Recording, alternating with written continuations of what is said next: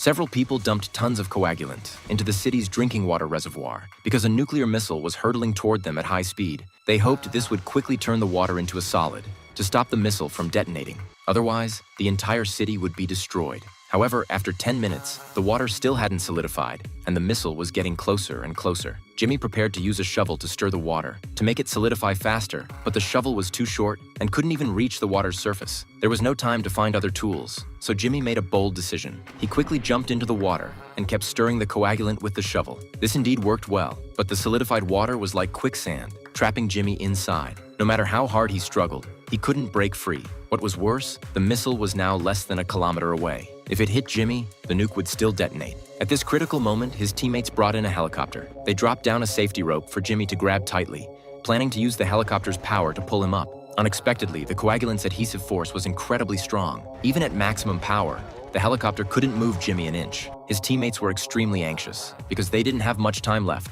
but Jimmy was much calmer. He grabbed the rope again and quickly dove underwater. After his entire body was submerged, he pulled the rope tight, signaling his teammates to start the helicopter again. Since this time Jimmy's whole body was underwater, there was no pressure difference with the air, so the helicopter easily pulled him up. Meanwhile, the missile arrived exactly at the spot where Jimmy had been trapped. Just like that, using simple physics and chemistry knowledge, they saved the lives of 3 million people in the city. But before they could celebrate for long, the intelligence agency received bad news. The terrorists who had just failed still weren't giving up, were now planning to drop biological weapons over the city.